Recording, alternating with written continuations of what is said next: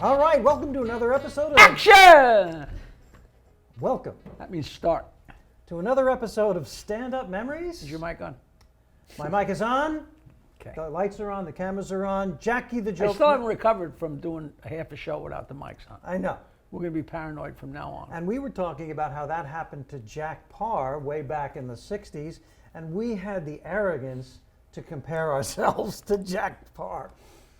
Jack Parr got thrown off the air for what was not a dirty, in anybody's mind, comment. And they gave him, I don't know if it was a month later or a couple of years later, they gave him a second shot to do his talk show on, I think it was ABC. It was ABC. And he went out and did a crazy killer monologue, just destroyed the place for like 12 minutes. And when he's done with the monologue, the guy in the control room hit the mic on and said, something was wrong up here, Jack. We got to do it again from the top, which meant do his monologue again to the same audience, the same monologue. So I guess he just was like a trapped lion, and he was just pissed off. He and lost ranted. his temper. But of course. So if they did that to Jack Parr, how can you possibly get upset at Michael Zinn for doing that at our level? All right. Obviously, these things happen. You got to roll with them. Right, we do. We have to roll with them, and let's roll now. Yeah. Our guest is getting ready to leave. He is. Stand Up Memories. I'm Peter Bales. That is Jackie Martling. Welcome to the show. And we have a terrific guest, Joe Crovella, one of the hot, young, new comics on the scene here, the Long Island comedy scene, which is very active. And I have to ask him the same question as our other new young, comic, yes. I guess young performer. What's politically? Young performer. Okay. Comedian. Yeah, you can't say starting out. That sounds a little. Starting out. Did you take Peter's class? Not when I first started, but later down the line I took it. You took his class just to get on this stupid show? Pretty My much. I God. tell you now. By the way, what's the name of that class? I remember. Stand Up University, and you can check us out at Stand Up University. Do you know who I am on this show? .com. Did you ever see the movie Airplane? No. Well, Oh, in you this gotta see movie, that. in this movie Airplane, What year? it's a really, really funny comedy movie, and the running thing through the whole film is this young, good-looking guy is freaking out because his girlfriend broke up with him, and everybody he winds up next to, he starts complaining. Like, I'm sure you've had friends that have broken up with girls or broken up with women, and just wailing about how sad he is. And every time he's sitting next to somebody, they kill themselves in a different way. Like a nun hangs herself, and a Chinese guy stabs his stomach, and every time he starts plugging his stupid class, I feel like I gotta slash my wrist. And it's not a stupid class. There are How was certain movies. It was all right? Yeah, it was cool. Honestly, it was a good experience. Definitely no regrets. Learned a lot. Okay, don't go overboard. Well, Joe- it costs money, right? It does. It's very reasonable though. And See? Joe Crovella, new comedian on the scene. Crovella. Crovella, Crovella, correct? Correct. Welcome to the Crovella. show, Joe. Thanks for coming on. Glad to you be for here with you coming guys. on. Thank you guys. And you were out there, and I am so impressed by Joe, who is a great writer and really learning how to perform stand-up for strangers. How long have you been doing it? Probably a little bit over a year now. All right. I'm getting close to my 2-year mark. Probably like a few more months. All right, June. 2 years. I know that sounds like time to you, but that's a drop in the bucket in a stand-up career. And It's so funny, because I always say this, but I remember everything that happened the first year or the first 2 years, and the next 40 years are a blur. Because when you're so new, every single thing and every car ride and every bomb and every flat tire and, such an impressionable time, but I wasn't 18, I was like 32.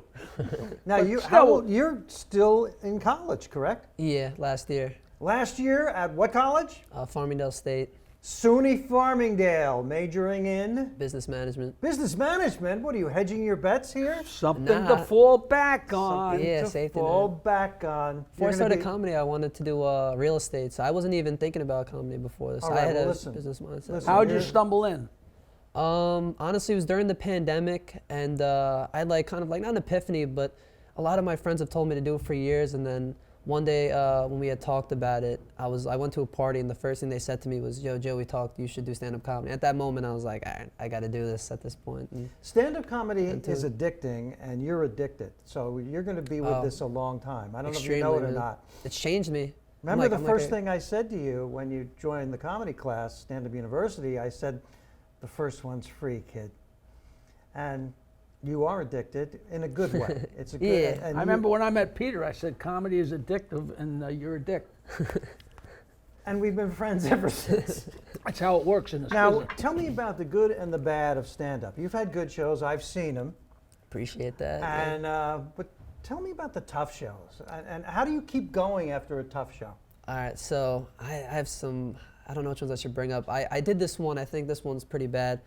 We drove up to Boston this summer, and this was cool gig. It was my first road gig, so I was excited, whatever. A couple other guys, Yeah, girls. yeah, it was me and my two of my comedy buddies, and we get there, and All three were on the show? Yeah. So we were on the show, and then we drove up there. We were in this horrible hotel. It was so bad, the hotel, before we get into the gig, that we had to bring our bags every time we left because they said the people would steal it. And there was literally an article that just said, "Beware of Jose." That's how bad the place was. Wow. And then, all right, so let's get to the show. And then we get to the That's show. that's not, it's so discomforting to start your weekend that way. Yeah. You know, like, So you know, that's- the room itself was like, okay, this is how we're starting. But the show was only 4 people in the audience. So we drove 3 hours to Massachusetts just to perform. in front well, of- at least they outnumbered you. Yeah, honestly, that was it was one of the worst gigs I ever did. But with 4 people, it was hard to tell how you were doing. Yeah, definitely. But it was just like we were all just being brutal about, like, we weren't being fair about it. We were just kind of like shitting on the gig and whatnot. Well, That there's no tougher situation. You know, that's one of those things. There's so many things that you pound into your head, but one of the things you have to pound into your head very early on is, no matter how good you are, the empty chairs aren't going to laugh. You know, as stupid as that sounds. You know, we'd worked the Fort Lauderdale comic strip, which was a big room, like 400 people or 450 people. And, you know, it would build up because you work 7 nights, and Monday, and then be more Tuesday, and more Wednesday, and more until Saturday night, the place would be jammed and packed. But then the last night of the week before you went home was Sunday, and there'd be like 10 people there. And you just want to pull, there's nothing you can do. You know, there's nothing you can do. And laughter breeds laughter. So, if, you know. That's very true. I do struggle in small rooms. That's like my biggest thing. If I see a small room, psychologically, I already just psych myself out. I'm like, this A is gonna small be room tough meaning for- a small amount of people. Yeah, like anything less than like 10 people or so, I know it's going to be a. oh, less than 10 people. Yeah, But 10 or that's an less, yeah. impossible Yeah, but, situation. What about, you mean this, you don't mean the size of the room, you mean the size of the audience? Yes, size of the audience, yeah. Okay, well, Nobody can handle that. You- You know, but you everybody can- talks about. you can have a good time with a small Yeah, crowd. the Boston gig didn't even hurt my confidence, but I've had one where some girl went like before I even said anything, Really? and I think that was 2 people in the audience, and that one I went home and I remember I thought to myself, I was like, can I handle this? Right. It lets the air out of your tires. Yeah. Did you think about quitting? It's like one of those things where like you think about it, but you know damn well you're never gonna do it. You know, it's just like you just say it, but you know you're not going to. Yeah, like if I ever was going to quit, it would be now. Right. So, It's so funny because when the crowd is bad, whether there's a lot of people or not a lot of people, it's so funny how if you have a 35-minute act, you know, it's 45 minutes on a killer night, but when there's nobody laughing, it's 17 minutes. I know. Fly by your set too.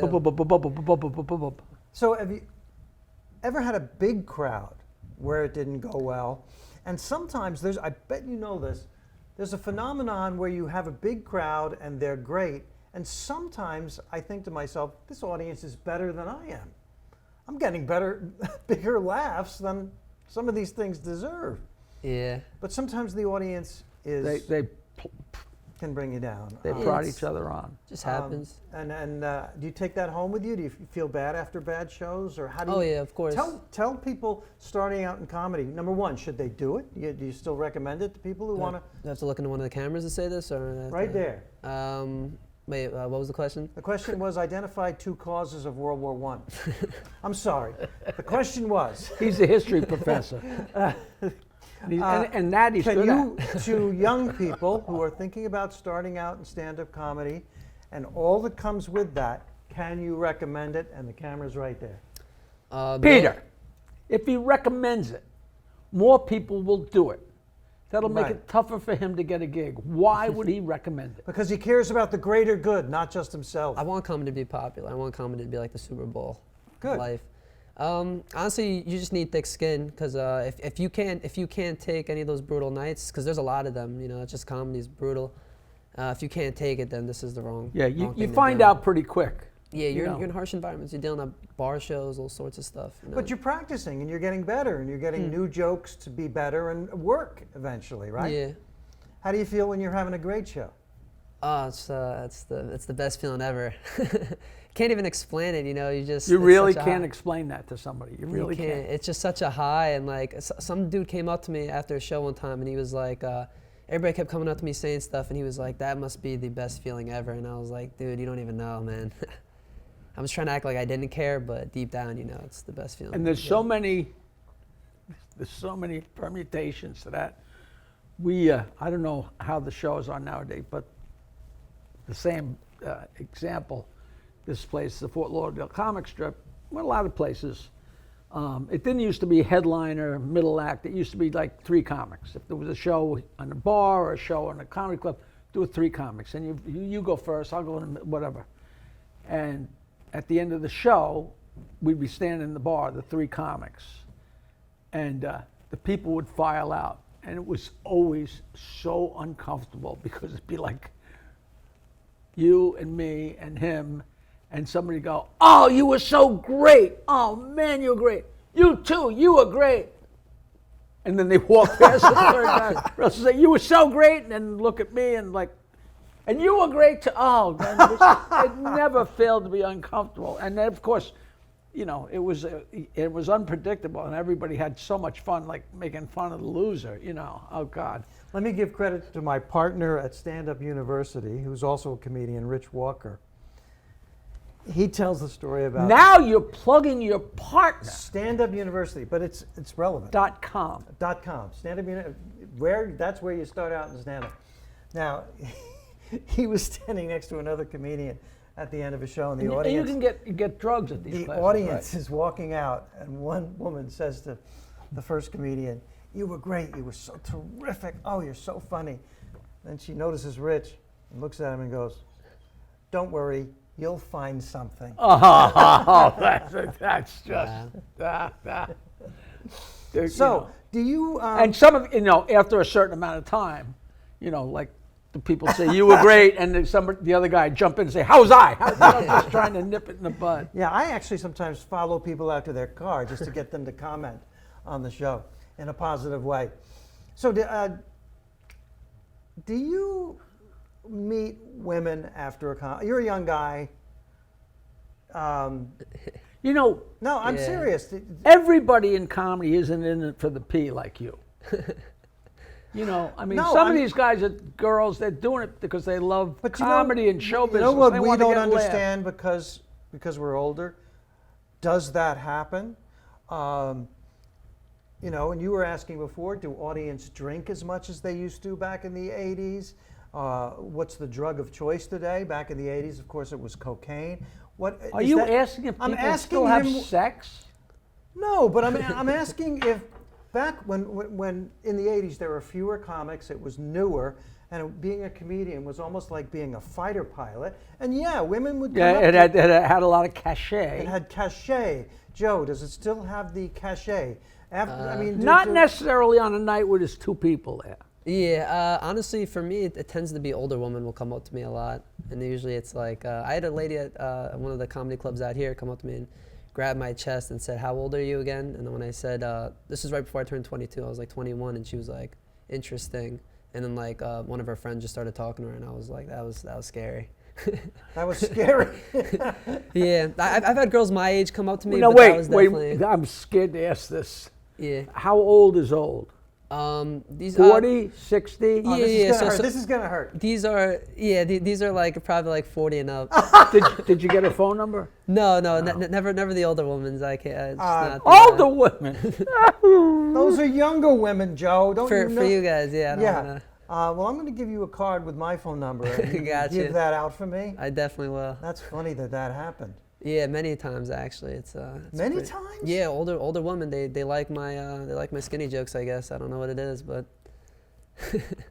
I got Well, I mean, I'm rarely speechless on this show, but Why? You don't think he's good enough, I- good looking enough for no, women I to just hit on him? well, I feel like I should give him some advice. What happens when an older woman comes up to you after the show? You would have no idea. Well, I used to. You slept with one celebrity. No, I didn't. He banged I Dream of Jeannie. No, that's not For true. real? No. That's an urban legend. Now, but listen. That you started. No, no, it's not true. And the good part No. is that when he was done, poof, she No, made him no, disappear. No, that's And that's true. Joe. I could. See. We're interviewing Joe Crovella. It's true. No, She it's made not you true. disappear. Joe, I never even thought if of that you could before. She give- made you disappear. that's Have they been saying that for 40 years? no. Joe Crovella is our guest, Yeah. and She was older than you, too. She must have been like 40. Joe, I want to ask you, do you have any advice for young comics starting out? Have you made any mistakes that you would have in your first almost 2 years? Yeah, not going home with the 40-year-old broad is the Yeah. first mistake he made, right? Let's see. Hey, Joe, is broad a word that you use often in your? Not really, No, no. I don't know if that's a common word. 40-year-old tomato. She was a 40, tomato. 50, 60. I've had some old ones, even All older right. than that. But yeah, the advice I'd give, let's see, probably wouldn't get into contest. I wouldn't do comedy contests.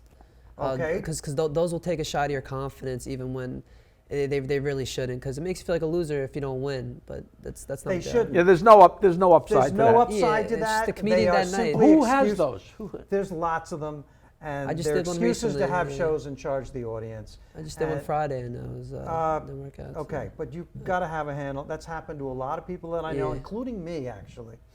And you Doing do it for the stage contests? time, you do it for the experience. Do not invest your ego in whether or not you win. You know that, right? Yeah. of Now you know course. it. I'm well, sorry now I- I know. Yeah. had It's always to a go- goal of mine to win. So after this time, I'm like, All right, it's whatever. okay.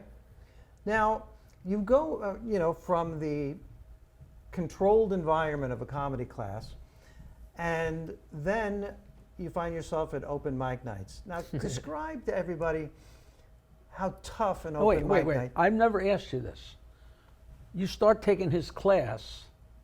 When people start taking your class, do they venture out and start trying to do that's stuff? that's what they do exactly as soon as they're done with their show, their class show. They go. No. I mean, in the course of your course. No. Like Well, after, we say, the try second week, does we anybody- try to have them for 5 weeks, and you teach discourage the them from process. going Yes, out? because we discourage them from going out to open mic nights. We discourage them from talking to their boyfriend, girlfriend, parents, family members, and testing out jokes because they are non-comedians. discouraged, blah, Get blah, blah. discouraged. Okay. It's still the process. Believe it or not, I didn't mean to interrupt. No.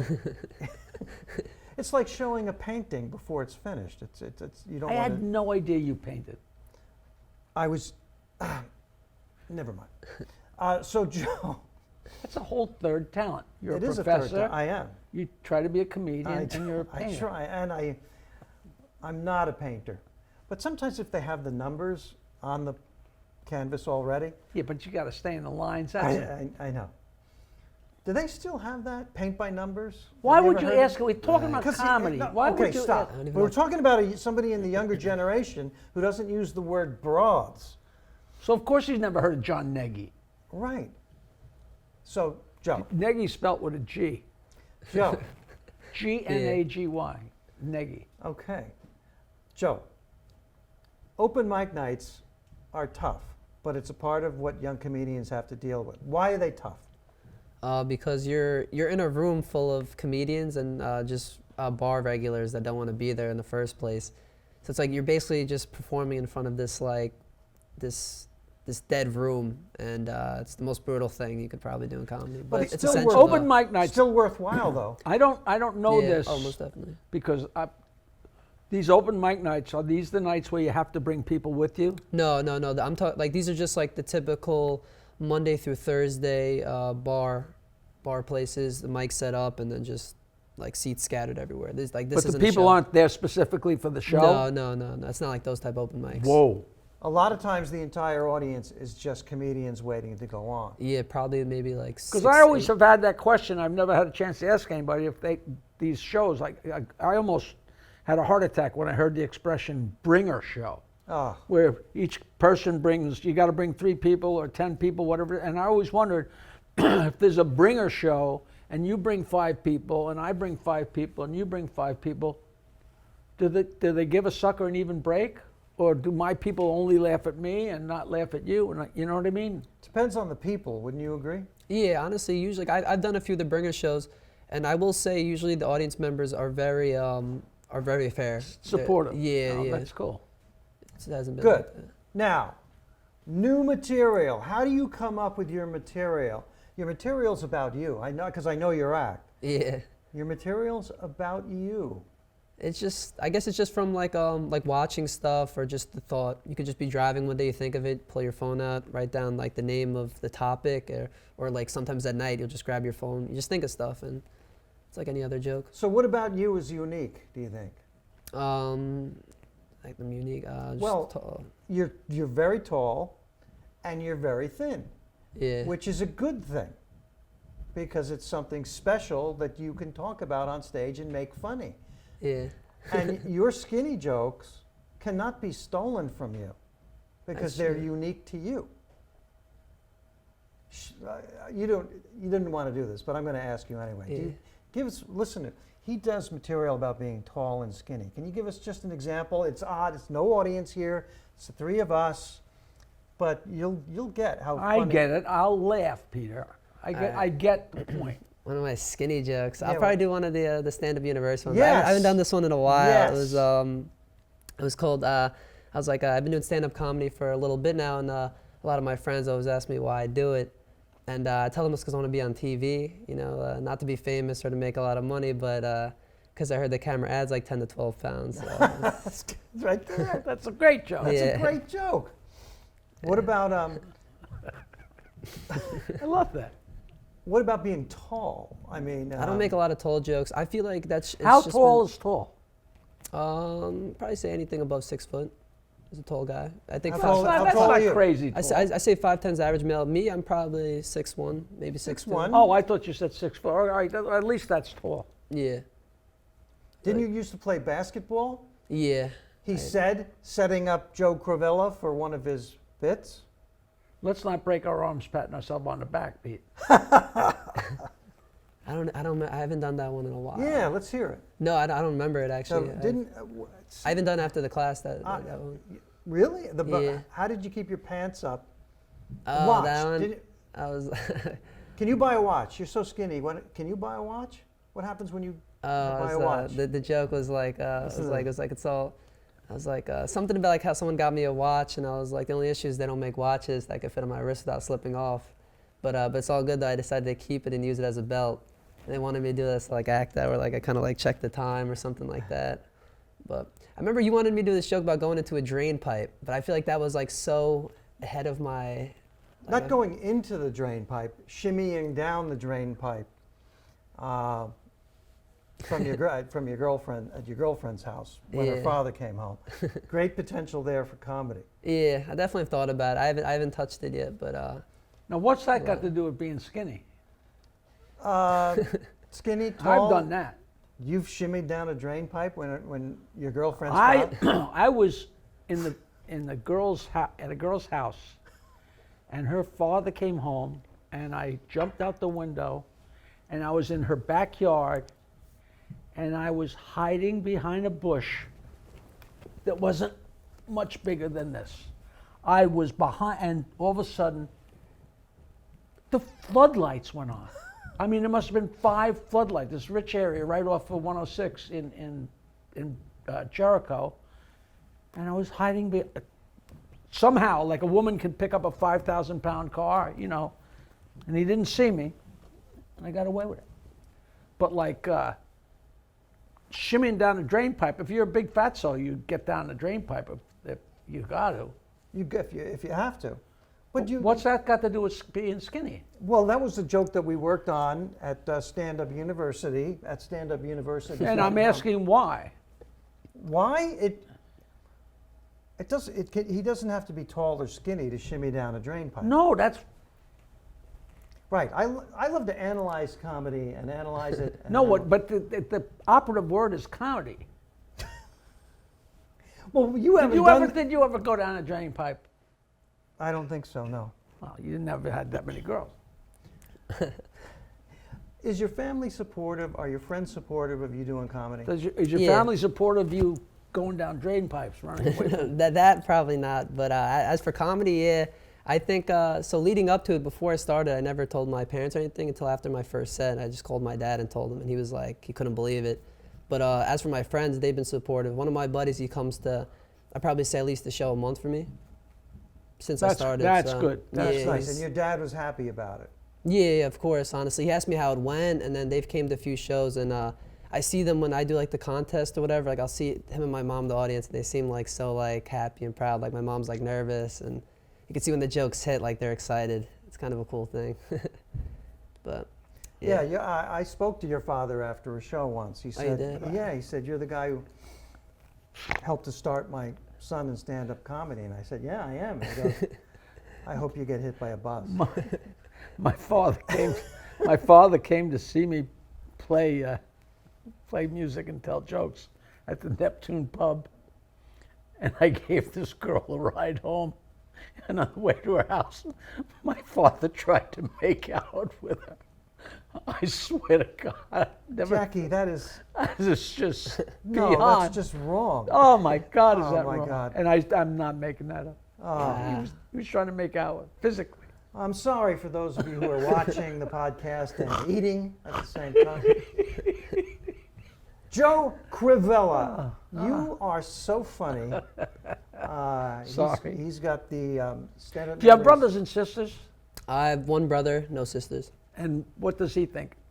That's the toughest crowd. that the is. brothers, sisters. It's funny because like how I am at home versus how I am with my friends is much different. So before it started, I would subtly bring it up, and they'd always be like, I don't know, maybe you shouldn't. You should just do something else or whatever. Until after, and like now he's supportive. He'll help me write jokes, or like I'll bounce jokes off him. But sometimes that's they don't great. hit. Yeah, That's so- great. That's really, really good. Well, I wish you all the best. You are going to be out there. You are going to be successful. I know it, right? I hope He's so. already successful. He got on Peter Bale's podcast. And Jackie the Joke Man Martling's podcast, Stand Up Memories. Thank you, Joe. for being Now, here. with Thank any you. luck, this podcast will go on for years without getting anywhere. But so far, it's worked out real well. And so after another year, we will have you back, and we'll see. We'll ask you how that social work job is going. No, we're going to ask you how the new drain pipe joke is working that you're going to write. Yeah. I can't wait. We're going to have a hamburger after this, and you are going to explain that to me, or you're not getting your food. All right. Ladies and gentlemen, we've had Joe Crovella, up and coming, really funny stand-up comedian. Watch for him. Jackie the Joke Man, up and coming. Up the drain pipe.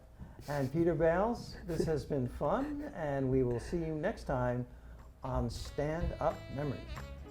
That was a pretty good episode. A new episode every Wednesday with me, Peter Bales, Jackie the Joke Man Martling, comedians, interesting people. Leave a comment. We'll get. What am I saying? I don't know. We're gonna get back to you. We will respond to your comment. StandUpMemories.com. If you go there, it shows all the different All platforms. Spotify. We're on everything. Every Wednesday. Stand Up Memories. Every Wednesday. A new episode.